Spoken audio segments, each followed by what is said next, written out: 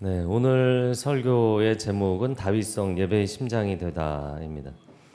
이번 한 달 동안 도시와 하나님 나라라는 주제로 말씀을 나누고 있습니다. 그래서 지난주에는 가인이 세운 무슨 성에 대해서 얘기했죠?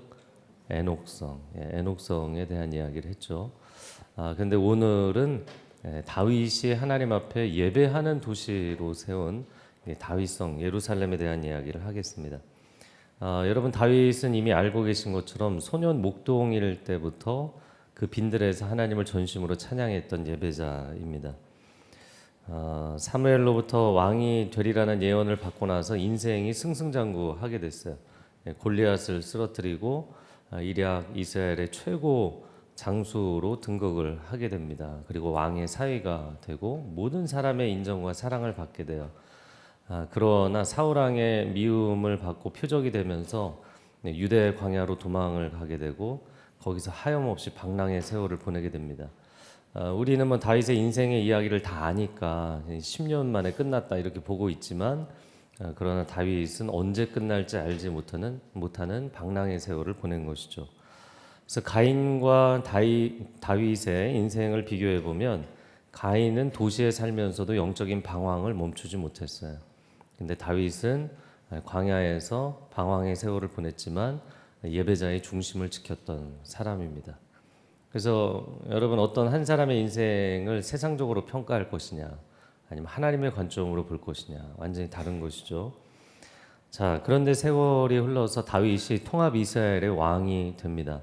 그러면서 그가 가장 먼저 타겟팅을 했던 도시가 바로 오늘 본문에 등장하는 시온성입니다. 이 시온성은 당시 여부수족이 살고 있었어요. 그런데 왜 이 성을 공략하겠다고 결정을 했는가? 우리가 이제 사무엘하 6장을 보고 있는데 바로 앞에 5장을 보면 이 여부수족이 살고 있는 시온성을 400년 동안 여호수아가 가나안 땅에 들어와서 하나님의 약속의 땅을 다 정복하고 돌아다녔는데 이 예루살렘 시온성은 공략을 하지 못했어요. 400년 동안 난공불락이었던 성입니다.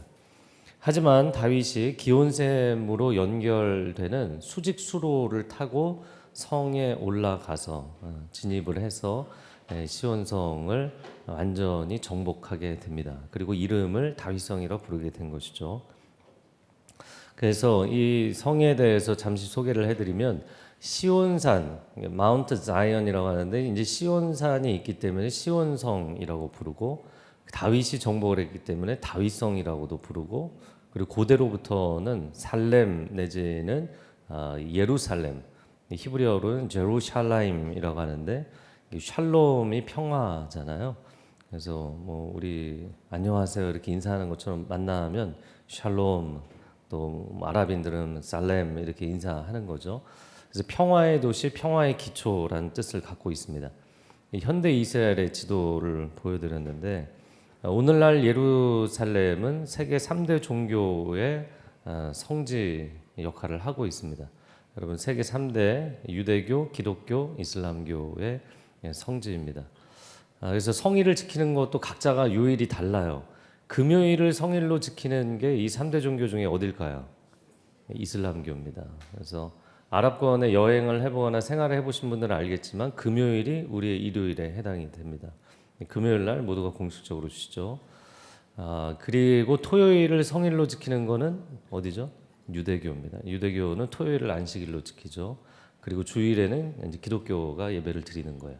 그래서 항상 이 세 개 종교가 긴장감이 흐르는 그런 곳이 예루살렘입니다. 어떻게 보면 약간 모순이죠. 이게 평화의 도시인데 늘 분쟁의 소재가 되는 곳입니다. 다윗이 통합 이스라엘의 왕이 되면서 왜 예루살렘을 공략했을까? 몇 가지로 정리를 해보면 첫 번째는 통합 이스라엘에 걸맞는 새로운 수도가 필요했던 것이에요.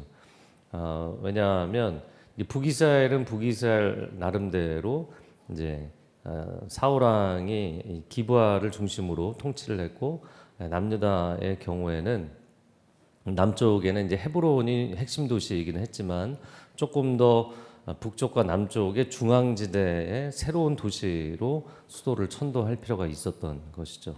그래서 예루살렘을 타겟팅했어요. 두 번째는 여부스 쪽을 몰아내고 가나안 땅의 정복을 완성함으로써 하나님이 약속의 땅을 주시겠다는 그 언약을 성취하기 원했던 것이죠. 세 번째, 오늘 우리가 나눌 부분인데, 하나님을 위해서 이 예루살렘을 거룩한 도시로 바치려는 의도가 있었어요. 자, 오늘 우리가 읽은 본문의 첫 절 12절 말씀 같이 읽어보겠습니다. 시작. 어떤 사람이 다윗 왕에게 아뢰어 이르되 여호와께서 하나님의 궤로 말미암아 오베데돔의 집과 그의 모든 소유에 복을 주셨다 한지라. 다윗이 가서 하나님의 궤를 기쁨으로 메고 오베데돔의 집에서 다윗성으로 올라갈세. 다윗이 예루살렘에 하나님의 언약궤를 옮기려고 원래 시도를 했었습니다. 근데 1차 시도에 실패를 했었던 것은 레위인들이 어깨에 언약궤를 메야 되는데 그냥 새 수레에 운반을 하는 잘못을 범하죠. 그래서 하나님의 진노하심으로 실패를 하고 너무 두려워서 그 하나님의 언약궤를 오베데돔의 집에 맡겨둡니다. 근데 3개월 동안 오베데돔의 집에 하나님의 임재가 함께 하시니까 그 집안 전체가 복을 받은 거예요. 그러니까 하나님의 임재의 언약궤를 모시는 것에 다시 한번 다윗이 마음을 품게 됩니다. 그러면서 오늘 두 번째 시도를 하는 장면입니다. 자, 이어지는 13절 같이 읽어보겠습니다. 여호와의 궤를 맨 사람들이 6걸음을 가매 다윗이 소와 살진 송아지로 제사를 드리고. 자, 이 2차 시도에는 율법서에 기록이 된 대로 레위인들이 어깨에 언약궤를 메고 발걸음을 떼기 시작합니다. 그러나 1차 실패에 대한 기억이 너무나 생생하기 때문에 다윗이 나름 긴장이 됐겠죠. 그래서 이번에는 실패하지 않기 위해서 철저한 준비를 했어요. 그게 오늘 13절에 읽은 것처럼 6걸음을 떼고 나서 양도 염소도 아니고 그들이 하나님 앞에 바칠 때 그들이 갖고 있는 가축 중에 가장 등치가 큰 소와 가장 좋은 살찐 송아지를 하나님께 제사로 드렸어요. 그러면 이 말씀이 6걸음을 처음에 떼고 나서 한 번 제사를 드리고 그 다음에 계속 진행을 한 것이냐. 근데 저희가 작년에 1학기 때 북스터디를 했던 다윗의 장막이라는 책이 있잖아요. 그 책에서 토미 테니 목사님은 매 6걸음마다 번제를 드렸다고 해석했어요. 그럼 어떤 해석이 맞을까요? 제가 어제도 10가지 번역본들을 비교를 해봤는데 어떤 역본에서는 첫 번째 6걸음에 한 마리의 소와 한 마리의 살진 송아지를 바쳤다 이렇게 돼 있고, 이 세 개의 번역본에서는 6걸음마다 하나님께 소들과 송아지들을 바쳤다 이렇게 돼 있어요. 두 가지 해석이 다 가능합니다. 그런데 만약에 6걸음마다 번제를 드린다면 얼마나 시간이 많이 지연되겠어요. 여러분, 소를 잡아서 그 껍질을 벗겨서 각을 떠서 그 태우고 너무 시간이 많이 걸리지 않느냐, 어느 천년세월에 이동을 하냐. 근데 충분히 가능합니다. 구약의 제사 케이스들을 보면 이후에 솔로몬이 기브온 산당에서 몇 마리를 바쳤어요? 1,000마리를 바치는 1,000번제를 드립니다. 그러니까 세팅을 다 해놓고 그냥 이어서 계속 하나님 앞에 번제를 드린 거죠. 그래서 다윗이 얼마나 이 하나님의 언약궤를 옮기는 데 있어서 심혈을 기울이고 최선을 다했는지를 보여주는 장면입니다. 그런데 왜 7걸음도 아니고 5걸음도 아니고 6걸음을 떼고 나서 번제를 드렸을까? 여러분, 7이라는 숫자는 성경에서 하나님의 완전수입니다. 그러니까 이제 다윗 안에 이런 고백이 있는 거죠. 6걸음까지는 사람이 노력해서 예배의 자리도 준비하고 우리가 찬양도 하고 언약궤도 옮길 수 있지만 7번째 그 완성, 예배의 완성은 하나님의 임재하심입니다. 우리가 아무리 애를 쓰고 아무리 예배의 자리를 준비하고 최선을 다해도 하나님이 여기 임하시지 않겠다고 하시면 이 예배는 아무 소용이 없습니다. 이런 고백이었던 거예요. 제가 일요일 교회를 이렇게 섬기면서 감사한 것은 제 예배가 회복이 됐습니다. 이렇게 얘기하시는 분들이 많기 때문이에요. 그래서 하나님을 이렇게 마치 먼 산 바라보듯이 이렇게 멀찍이서 바라보시다가 정말 눈물의 예배, 감격의 예배를 드리게 됐다 이렇게 말씀하시는 분들이 계시고, 또 교회를 떠나서 자체 방학을 길게 하시다가 5년 만에, 10년 만에, 20년 만에 제가 하나님 앞에 예배자로 돌아왔습니다. 그게 얼마나 감사한지 모르겠어요. 그래서 여러분 기도하실 때 하나님 일요일로 교회가 예배의 심장이 살아있는 교회가 되게 하여 주옵소서, 이제 꼭 기도해 주시기 바랍니다. 자, 이어지는 14절 말씀 같이 읽어볼까요? 시작. 다윗이 여호와 앞에서 힘을 다하여 춤을 추는데 그때 다윗이 배 에봇을 입었더라. 자, 14절을 읽었는데 다윗이 좀 이상한 모습을 보입니다. 두 가지인데, 첫 번째는 다윗이 제사장들이 입는 베옷을 입었다라는 사실이에요. 그래서 우리가 요즘 뭐 열왕기 하를 보고 있지만 열왕기 상하를 보면 왕들이 제사장이 하는 분향을 한다든지 번제에 자기가 나선다든지 사울 왕이 제사 드리면 안 되는데 자기가 제사를 집례한다든지, 이거는 월권이거든요. 왜 다윗이 위험한 행동을 한 게 아닌가 이런 생각을 할 수 있어요. 그래서 열왕기에 나오는 내용이 역대기에도 나오잖아요. 역대상 15장 27절 같이 읽어보겠습니다. 시작. 궤를 맨 레위 사람과 노래하는 자와 그의 우두머리 그나냐와 모든 노래하는 자도 다 세마포 겉옷을 입었으며 다윗은 또 배 에봇을 입었고. 네, 세마포 옷과 배 옷이 사실 같은 거예요. 같은 건데 세마포가 조금 더 좋은 옷이긴 한데, 그러니까 말하자면 궤를 옮긴 사람들이나 찬양을 하는 사람들이나 이 사람들은 전부 레위인들, 오늘날로 이야기를 하자면 교회에서 전문적으로 사역하는 목회자들이란 말이에요. 그런데 다윗이 그런 레위인들이 입는 옷을 입었다는 것은 그 역할을 월권을 하지는 않지만 내가 그런 심정으로 하나님 앞에 헌신되게 예배하고 싶다는 마음이 있었던 것이죠. 제가 농담반 진담반으로 항상 얘기하는 거, 전군의 간부와 전 교인의 순장화. 할렐루야. 그러면 그 군대는 강한 군대가 될 수밖에 없어요. 우리가 예배를 드릴 때 여러분 회중석에 계신 분들이 앞에 있는 찬양대처럼 찬양하잖아요. 그러면 그 예배는 몰입도가 엄청나게 올라갈 수밖에 없어요. 제가 싱어들에게 가끔 찬양 인도 해보십시오. 그러면 저는 찬양 인도를 한 번도 안 해봤습니다. 싱어의 자리는 편하지만 찬양 인도하는 건 또 다른 부담감이거든요. 그런데 제가 일부러 시킵니다. 그리고 원래 인생은 안 해본 걸 하는 겁니다. 초등학교 들어갈 때 저는 학교를 한 번도 가본 적이 없는데 뭐 이러지 않잖아요. 다 안 해본 거 하는 거거든요. 그렇게 찬양 인도를 한번 해보면 싱어들이 싱어 자리에 서 있어도 마음가짐이 달라지게 돼 있어요. 그리고 찬양 인도자처럼 여기서 사역을 하면 몇 명이 서 있어도 굉장히 강력한 기름 부으심이 나타나게 돼 있어요. 그런 다윗이 하나님 앞에 더 헌신된 마음으로 예배하고 싶은 열정이 있었다는 것이죠.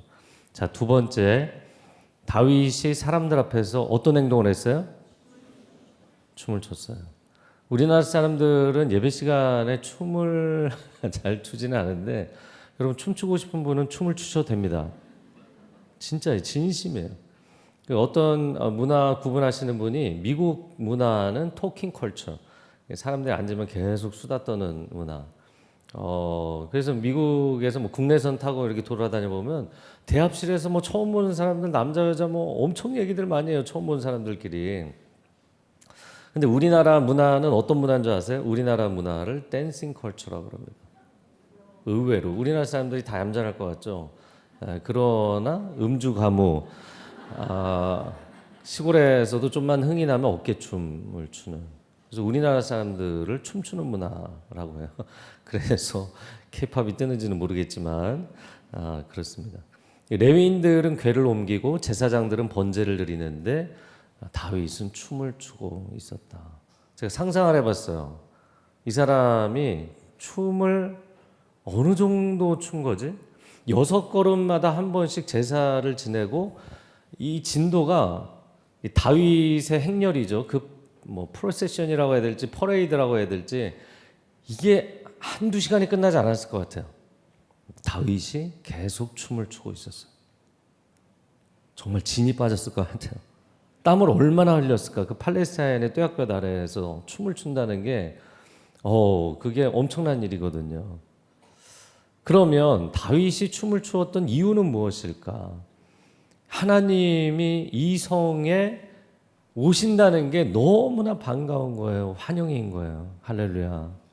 그 환영하는 기쁨의 마음을 하나님 앞에 표현을 한 겁니다. 제가 지난주에 여러분에게 감기 조심하라고 했는데 제가 냉방병에 걸려서 일부 예배를 드리고 나서 저희 아내가 물을 좀 마시지 그러냐. 물과 상관이 없다. 그렇게 얘기를 했어요. 그래서 하여튼 설교를 잘 하도록 하겠습니다. 다윗이 하나님의 임재, 우리가 이제 하나님의 임재를 the presence of God 이렇게 표현하는데 presence라는 그 임재라는 표현이 쉽게 얘기하자면 하나님이 여기 오셨다는 거죠.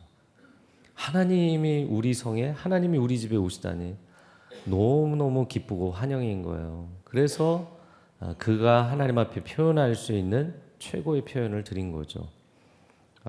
이 비유가 맞는 비유일지 모르겠는데 제가 어렸을 때 있었던 한 가지 얘기를 해드리겠습니다. 뭐 대부분 자녀들이 어린집은 다 있을 법한 얘기인데 저희 삼형제도 어렸을 때 엄마 우리도 강아지 한 마리 키웠으면 좋겠어 그랬어요. 근데 저희 아버지께서 항상 조심스럽게 말씀을 드려도 의사이신 아버지께서 개털 날린다, 몸에 안 좋다, 우리 집에서는 개 못 키운다 항상 그러셨어요. 그러니까 뭐 아버지가 그렇게 못을 박으시니까 저희가 뭐 엄두도 내지 못했습니다. 근데 이제 세 명이 다 대학을 다니고 이제 뭐 대학 졸업도 하고 그러니까 저희 어머님도 한 20-30년 같이 사시더니 강심장이 되셔갖고 어느 날 갑자기 저희랑도 상의하지 않으시고 요크샤 테리어 한 마리를 갖고 집에 나타나신 거예요. 그러니까 저희 아버지가 너무 황당해하시고 언짢아 하시면서 언제 돌려줄 거냐. 근데 뭐 며칠은 데리고 있어야 된다. 뭐 이렇게 하시면서 그냥 그게 일주일이 되고 2주일이 되고 그냥 계속 있었어요. 그래서 이제 저희가 그 개 이름을 뭐라고 지어줄까 그러다가 샘함 야벳 중에 샘이라고 하자. 샘이라고 불렀어요. 그런데 어느 날 보니까 상황이 역전된 거예요. 저희 아버지가 그 샘을 가장 예뻐하시는 거예요. 아니 이 상황이 어떻게 이렇게 됐지? 그러고 상황을 보니까 아버지께서 외출하셨다가 집에 귀가하시면 아들 셋 있는 집이 뭐 분위기 뻔하잖아요. 뭐 오셨어요? 이거면 다행이죠. 다 자기 방에 들어가서 뭐 문도 안 열거든요.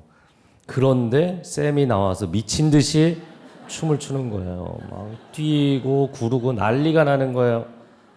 그러니까 이제 아버지의 마음을 완전히 그냥 홀딱 뺏어버린 거죠. 그래서 그 쌤을 얼마나 사랑하셨는지 몰라요. 그냥 늘 끌어안고 먹이시고 재우시고 근데 안타깝게도 몇 달이 지나서 쌤이 가출을 했어요. 그리고는 정말 열심히 찾았습니다. 믿어주세요. 저희 아버지가 전단지 만들려고 그래갖고 막 붙이고 다니고 엄청 열심히 찾았는데 결국에 못 찾았어요.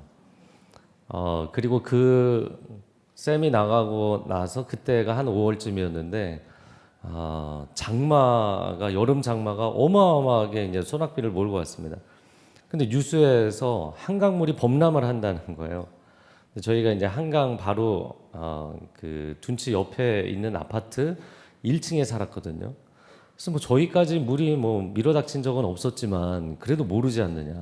그래서 굉장히 수위가 높았기 때문에 그래서 그 당시에는 집집마다 큰 PC 컴퓨터가 있었는데 그거를 이거 물 젖으면 안 된다고 고층에 사는 저희 형 친구 집에 옮겨놓고 뭐 온 집이 난리가 났어요. 근데 안방에서 아버님이 혼자 뭔가 부스럭거리고 계시더라고요. 그래서 안방 이렇게 보니까 의자를 장롱 앞에 대고 장롱 위에서 뭐를 만지작거리고 계세요. 아버지 뭐 하세요? 그랬더니 우리 쌤 사진이 젖을까 봐. 그거를 장롱 위에. 네, 저희 사진은 없었습니다. 아들들은 뭐 자식들은 다 소용 없는 거예요. 그냥 그 사랑하는 쌤 사진이 좀 젖을까봐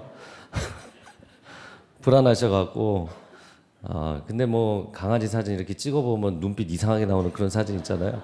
그런 사진 몇 장인데 그거를 애지중지 올려놓으시더라고요.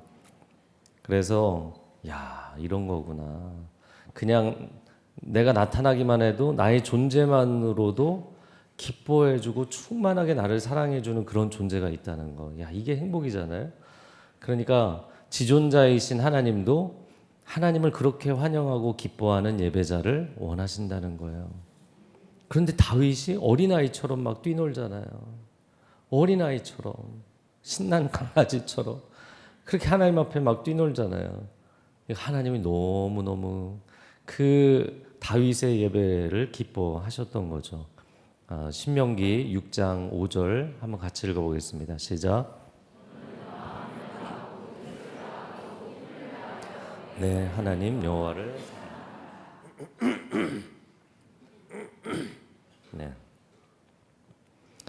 네, 온 마음과 온 힘과 온 뜻을 다하여. 그래서 나의 영혼육, 나의 전 존재를 다해서 하나님을 예배하라 이렇게 말씀하셨어요. 그래서 하나님이 역사의 이제 과거를 다 돌이켜 보셔도 다윗 시대만큼 하나님을 기쁘시게 하는 예배 공동체가 없었던 것입니다. 그러니까 이거는 상당히 모순적인 것이죠. 역설적이죠. 왜냐하면 하나님은 시간의 구애를 안 받으시잖아요. 그래서 뭐 과거와 현재와 미래에 동시적으로 계시는 분임에도 불구하고 하나님이 추억하는 과거가 있으시다는 거예요. 하나님이 추억하는 과거가 있으시다. 다윗 시대 솔로몬 화려한 성전도 아니고 헤롯 대성전도 아니고 그냥 텐트 안에서 그 다윗과 그 시대의 사람들이 하나님 앞에 전심으로 예배했던 그 예배. 나는 그 예배가 그리운데 이렇게 말씀하시는 거예요. 사도행전 15장 16절. 그래서 저희 교회 이름이 되었는데 같이 읽어보겠습니다. 이후에 내가 돌아와서 다윗의 무너진 장막을 또 그 허물어진 것을 다시 지어 일으키리니. 아멘. 여러분, 우리가 하나님이 추억하실 만큼 하나님 앞에 전심으로 예배하는 예배자들이 되기를 축복합니다. 제가 지난 수요일에 부산에 집회가 있어서 다녀왔어요. 근데 부산 금정구에 함께하는 교회, 이 교회 너무 좋아서 제가 이름을 써놓은 거예요. 고신측 교회인데 이렇게 뜨겁게 예배를 드리다니. 제가 아는 고신측 교회는 불경건하다고 본당에 기타나 악기 연주 못하고 드럼 놓는 건 말도 안 되고 막 그렇거든요. 근데 고신축 교회인데 너무나 뜨겁게 성령 충만하게 예배를 드리고 있는 거예요. 제가 충격과 도전을 받았습니다. 그리고는 담임 목사님과 대화를 하면서 예전에 학교 주변에 10대들의 편지라는 조그만 글이 써 있는 그런 쪽지 보신 적이 있을 거예요. 그거를 발행하셨던 목사님이시더라고요. 근데 이분이 다음 세대에 대한 열정이 있어서 거의 10여 년 동안 미자립교회, 농어촌교회 청소년, 청년들을 모아서 무료로 캠프를 매년 하시는 거예요. 그리고 금정구가 부산에서 제일 북쪽의 내륙 쪽에 있습니다. 그러니까 구석에 있단 말이죠. 부산은 해변 쪽에 굉장히 발전을 많이 했잖아요. 금정구 산기슭에 교회를 개척하셨는데 교회가 또 엄청 부흥을 했더라고요. 그래서 여쭤봤죠. 그랬더니 저희는 주일에 정말 하나님을 전심으로 예배하는 것에 모든 초점을 맞춥니다. 예배는 어떻게 드리시나요? 30분 찬양하고 60분 강해 설교하시고 30분 기도하신다고. 제가 도전을 받아서 60분 설교하지는 않습니다만, 네, 야, 이런 교회가 있구나. 그런데 그 부산에서 한쪽 끝에 있음에도 불구하고 부산 전역에서 예배자들이 모이고 주변 도시에서도 예배자들이 모인다는 거예요. 그러니까 예배가 막 살아나고 다음 세대가 살아나고, 이분이 다음 세대를 얼마나 사랑하시는지 다음 세대를 위해서 교회에다가 풋살장도 만들어 놓고 오락실도 만들어 놓고 뭐 게임장에 노래방에 만들어 놓으셨더라고요. 그리고 젊은 교육자들을 훈련시키셔서 대학 캠퍼스 앞에 교회들을 개척해 나가는데 그 교회들이 또 부흥하고 성장하는 거예요. 할렐루야. 하나님은 살아 역사하시는 줄로 믿습니다. 그리고 예배의 심장이 뛰면 교회는 살아나는 줄로 믿습니다. 제가 2005년도에 밴쿠버 처음 갔을 때 주일 예배를 드리는데 딱 주일 예배가 어떤 느낌이었냐면 비행기가 활주로를 막 내리달리잖아요. 그럼 왜 달리는가? 이륙하기 위해서죠. 근데 비행기가 엄청 열심히 달렸는데 이륙은 못하고 다시 돌아서 경납고로 들어오는 느낌. 딱 그런 예배였어요. 주일 예배가. 그래서 그런 주일 예배를 계속 드리다가 이거 안 되겠다. 결단을 하고 주일 예배 형식을 좀 파격적으로 바꾼 거죠. 그래서 그 당시에는 제가 이제 30대 초반 목사였는데 설교 후에 전부 다 일어나시라고 해서 두 손 들고 주여 삼창 기도를 했어요. 그랬더니 두 가지 갈린 반응이 나오더라고요. 어떤 권사님이 이민 생활 10년 동안의 묵은 채증이 다 사라졌다. 할렐루야. 근데 어떤 집사님이 오시더니 아니 거룩한 주일에 웬 주여 삼창이냐. 여러분 주여 삼창이 주님의 이름을 3번이나 부르는데 이게 불경건한가요? 이게 사람들이 하나님 앞에 목마름으로 나아가는 건 그런 것보다 훨씬 형식적인 틀에 갇혀 있는 경우가 많죠. 우리가 의무적인 예배가 아니라 하나님을 감격적으로 뜨겁게 만날 수만 있다면 더 열정적으로 하나님 앞에 예배할 수 있는 거예요. 그런 분들이 다윗이 춤추는 거 봤으면 뭐 경악하지 않겠어요? 그러나 저는 예배를 드릴 때마다 우리의 영이 자유함을 얻어야 우리의 혼이 자유함을 얻는 줄로 믿습니다. 그리고 우리의 혼이 자유함을 얻어야 우리의 육이 자유함을 얻는 것이에요. 이것이 존재의 위계입니다. 그런데 우리의 영의 자유함은 하나님이 임재하시는 순간이 아니고는 얻을 수 없는 선물입니다. 여러분, 우리가 예배의 자리에서 세상의 모든 껍질들을 벗고 우리의 영혼이 하나님 안에서 충만한 자유를 누리는 축복이 있기를 바랍니다. 그러면 우리 존재가 살아날 수 있는 거예요. 자, 오늘 본문의 16절, 20절 2절 말씀을 읽어보겠습니다. 시작. 여호와의 개가 다윗성으로 들어올 때 사울의 딸 미갈이 내다보다가 다윗 왕이 여호와 앞에서 뛰놀며 춤추는 것을 보고 심중에 그를 업신여기니라. 다윗이 자기에게 가족에게 축복하러 돌아오매 사울의 딸 미갈이 나와서 다윗을 맞으며 이르되 이스라엘 왕이 오늘 어떻게 영화로우신지 방탕한 자가 염치 없이 자기의 몸을 드러내는 것처럼 오늘 그의 신복의 계집종의 눈앞에서 몸을 드러내셨도다. 사울의 딸 미갈이 창문을 통해서 보다가 왕이 춤을 추는 걸 보고 심중에 업신여겼다. 그래서 저는 이 본문을 묵상할 때마다 레위인들 남자들이 주도를 해서 언약궤를 모셔오고 자매님들은 다 집에서 있으면서 창밖으로 봤나 이렇게 생각을 했어요. 그런데 오늘 본문을 보니까 19절에 그 행렬이 끝나고 나서 행사가 끝나고 이스라엘 백성들 남녀를 막론하고 모든 사람에게 선물을 주는 내용이 나와요.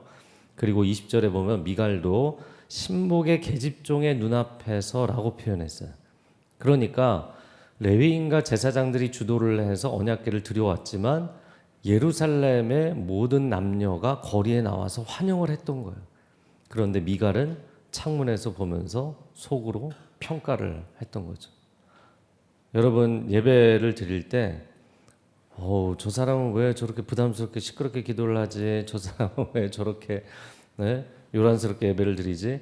다른 사람의 예배를 쳐다보고 평가하지 마시고 저는 여러분이 하나님 앞에 1대1로 만나는 예배가 되기를 바랍니다. 제가 2004년도, 2005년도, 2004년 10월부터 2005년 8월까지 서빙고 온누리교회에서 요셉 청년부를 담당을 했어요. 근데 이 청년부는 토요일 날 예배를 드렸습니다. 그 주 6일째일 때 토요일 오전 근무, 토요일 오후 근무까지 마치고 와야 됐기 때문에 청년들이 피곤해서 어떤 주는 못 오고 또 결혼식이 있으면 또 결혼식 가다가 못 오고 그런 예배였어요. 그러나 이 토요일 날 청년들이 정말 하나님을 뜨겁게 예배하는 자리를 만들자. 그래서 저희 그 찬양 인도하시는 전도사님과 함께 의기투합해서 전사님 찬양 콘티는 어떻게 하셔도 상관없습니다. 그러나 우리를 깊은 하나님의 임재 가운데로 인도해 주십시오. 제가 매주 토요일 날 요셉 청년부 예배를 드릴 때 설교자 대기석에 앉아서 정말 많이 울었던 것 같아요. 왜 그렇게 울었나 이렇게 생각을 해보니까 주중에 사역이 너무 많았어요. 그런 것도 있었고 또 한 가지는 정말 그 하나님의 임재의 은혜가 충만한 예배였어요. 그래서 한참을 울다가 올라가면 내가 설교를 해야 되는데 여러분 하도 많이 울면 머리가 약간 멍해지잖아요. 그래서 멍하니 서 있다가 설교를 하기도 하고 그랬어요. 근데 설교를 잘하는 것보다 내가 하나님 앞에 예배자가 될 수 있다는 게 너무 감사한 거예요. 여러분 목회자들은 예배 이렇게 드리십시오, 저렇게 드리십시오, 뭐 사역 어떻게 하십시오 다 얘기하고 그거 지켜보고 있느라고 본인 예배 못 드리는 사람들 많거든요.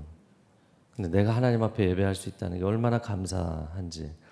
그래서 하나님이 그 토요 청년 예배를 축복해 주시고 부흥시켜 주셔서 600명이 700명이 되고 800명이 되고 1000명이 넘고 그 토요 예배가 큰 은혜가 있었어요. 그리고 2시간을 예배를 드리고 나도 저희가 더 막 하나님 앞에 예배하고 싶어서 저도 찬양 인도자도 뭐 앞에 콰이어도 청년들도 다 같이 뛰면서 찬양을 했어요. 그때 찬양 인도자가 좀 연세가 있는 전도사님이었는데 너무 뛰어가고 허리를 다치기도 했지만 그리고 저희가 동시에 똑같은 BT에 뛰니까 그때부터 서빙고 온누리교회에서 본당에서 똑같은 BT에 뛰지 마라. 건물 무너진다. 얘기할 정도로 정말 열정적인 예배였습니다. 그런데 그 청년 예배를 시작할 때는 그렇게 열정적인 예배가 아니었어요. 제가 부임해서 한두 달쯤 지났을 때 어떤 자매가 항상 예배 시간에 맨 앞에 와서 앉아 있다가 찬양이 시작하면 일어나서 자기 자리에서가 아니라 요 앞에 공간에 나와서 뱅글뱅글 돌면서 춤을 추는 거예요. 긴 치마를 입고 뱅글뱅글 돌면서 춤을 추는 거예요. 근데 저는 이제 그 자매를 보면서 정말 다윗처럼 하나님 앞에 예배하는구나. 그러고 뭐 제 예배에 집중했죠. 그런데 2주, 3주 지나니까 청년들이 저한테 와서 컴플레인을 하는 거예요. 저 자매를 멈추게 해라. 아니 뭐가 문제가 있냐 했더니 예배 방해가 된대요. 왜 예배 방해가 되냐? 이 자매가 혼자 춤을 췄지 언제 당신들하고 같이 춤을 추자고 했냐? 뭐가 방해가 된다는 거냐? 그래서 저는 아무리 생각해봐도요, 여러분이 정말 사랑에 빠지면 100명이 있든 1000명이 있든 10,000명이 있든 상관없어요. 그 사람만 보이게 돼 있거든요. 예배 시간에 왜 다른 사람이 보이냐고요. 예배 시간에 하나님 보여야지. 난 다윗처럼 예배하는, 나는 몸치라서 춤도 못 추는데 너무 부러울 뿐이다. 난 저렇게 춤추면서 예배하는 사람을 막을 권한이 내게 없다. 그냥 당신의 예배에 집중하십시오. 그러고 다 돌려보냈어요. 여러분, 우리가 하나님 앞에 다윗처럼, 여러분 각자의 버전이 있겠죠. 각자 나의 마음을 다해 뜻을 다해 하나님 앞에 전심으로 예배하는 예배자들이 되시기를 바랍니다. 오늘 마지막 21절과 2절 같이 읽어보겠습니다. 시작. 다윗이 한 것이니라. 그가 내 아버지와 그의 온 집을 버리시고 나를 택하사 나를 여호와의 백성 이스라엘의 주권자로 삼으셨으니 내가 여호와 앞에서 뛰놀리라. 내가 이보다 더 낮아져서 스스로 천하게 보일지라도 내가 말한 바 계집종에게는 내가 높임을 받으리라. 다윗이 미갈에게 한 말 중에서 오늘 2가지만 보면, 첫 번째는 내가 하나님 앞에 전심전력 드린 이 예배는 누구 앞에서 한 것이라고요? 여호와 하나님 앞에서. 사람 보라고 한 것이 아니다. 여러분, 예수님이 2000년 전에도 길거리나 시장에서 일부러 사람들 보라고 큰 소리로 기도하는 그 바리새인들을 책망하셨잖아요. 인간관계도 마찬가지인 것이죠. 여러분이 사람들이 있을 때만 배우자에게 막 의자도 내주고 친절하게 얘기하고 매너 있게 하다가 둘이 있을 때는 함부로 대하고 함부로 말하고, 여러분 그 관계가 어찌 문제가 없겠어요? 교회에서도 마찬가지인 거죠.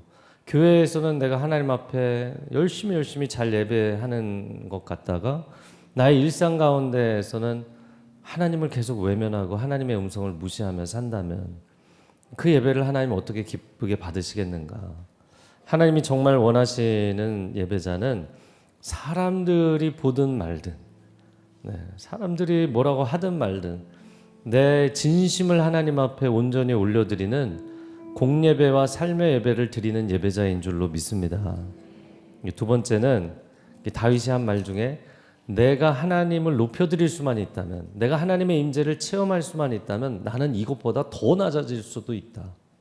저는 이 말이 놀랍더라고요. 내가 더 낮아져도 된다. 내가 더 무시를 당해도 된다. 내가 더 깨어져도 된다. 나는 하나님을 그만큼 더 갈망한다는 거예요. 여러분, 그러니 이 다윗의 하나님을 향한 이 갈망을 하나님 어떻게 기뻐하지 않으시겠어요? 지난주에 우리가 도시의 시작을 보았지만 도시는 인간의 자랑이고 인간의 교만이고 인간의 아성입니다. 인간의 모든 지혜와 노력의 산물의 집합체이잖아요. 그런데 다윗은 그 인간의 교만인 도시를 하나님을 예배하는 도시로 만든 거예요. 하나님 앞에 그 도시를 내어드리며 하나님께 엎드린 거예요. 그러니 하나님께서 어떻게 다윗을 예뻐하지 않으시겠는가? 사도행전 13장 22절 자막으로 읽어보겠습니다. 시작. 다윗을 만나니 내 마음에 합한 사람이라 내 뜻을 다 이루게 하리라. 내 마음에 합한 사람이라. 이제 개역 개정에서는 조금 다르게 번역을 했는데 A man after my own heart. 여러분, 하나님의 마음을 따라가는 사람이라는 거예요. 하나님 뭐를 기뻐하시면 저도 그게 좋습니다. 하나님 뭔가를 싫어하시면 저도 그것이 싫습니다. 골리앗이 아무리 강한 장수일지라도 이스라엘 전군이 그를 감당하지 못할지라도 그가 하나님의 이름을 모욕하면 이 다윗이 참을 수가 없는 거예요. 하나님의 영광을 모욕하는 그 시대를 참을 수가 없는 거예요. 그럼 참지 못하면 어쩔 건데. 그런데 다윗이 목숨 걸고 나가잖아요. 그러니까 하나님의 마음을 끊임없이 따라가는 이 한 사람을 하나님이 기뻐하지 않으실 수 없었어요. 여러분, 우리가 살아가는 도시가 과연 가인의 도시가 될 것인가, 다윗의 도시가 될 것인가? 우리가 살아가는 도시를 어떤 방향으로 하나님 앞에 내어드릴 것인가? 제가 요즘 인터넷으로 가장 많이 서칭했던 것이 지난 몇 개월 동안 바이블 벨트라는 단어입니다. 미국의 2015년에 성경적 도시 탑 10이라는 기사의 일부분을 읽어드리면 미국의 대도시일수록 기독교 인구는 오히려 적고 외지고 낙후된 도시일수록 기독교 인구가 높다는 거예요. 한인 디아스포라 기독교인들이 많이 살고 있는 LA 같은 경우에 여러분 대형 교회도 많고 저는 교인들이 굉장히 많을 줄 알았거든요. 그런데 미국의 100대 도시 중에 80이에요. 80이. 그게 2015년이니까 지금은 또 어떤지 모르겠어요. 시카고가 81위. 그나마 달라스가 26위, 애틀랜타가 31위. 서던 베프티스트 남부 바이블 벨트라고 하는 지역에 있는 대도시죠. 자, 그래서 우리나라는 그러면 어떨까? 우리나라에서 바이블 벨트라고 불릴 만한 지역이 있을까? 검색을 해보니까 딱 두 개의 지역이 나왔어요. 우리나라도 미국하고 비슷한 양상입니다. 정치, 경제, 사회적으로 지도자들이 많이 나왔던 경상도 지역은 기독교 인구가 굉장히 낮습니다. 그런데 전통적으로 고난의 역사를 많이 겪은 전라도 지역은 굉장히 기독교 인구가 높아요. 제가 어떤 특정 지역을 선호하는 게 아니에요. 자, 개신교 비율이 27% 이상 되는 곳은 첫 번째, 전북의 전주, 군산, 익산, 김제, 전남의 목포, 신안 이런 곳이에요. 신안군의 증도 같은 데는 90% 이상이 그리스도인이에요. 그리고 또 한 가지 소망이 있는 현상은 서울 남쪽의 강남구와 서초구에서부터 경기도의 분당과 용인을 잇는 지역이 새로운 바이블 벨트가 되었다는 것. 여러분, 우리가 그 한가운데 서 있는 것입니다. 우리가 살고 있는 도시는 어떤 방향으로 갈 것인가?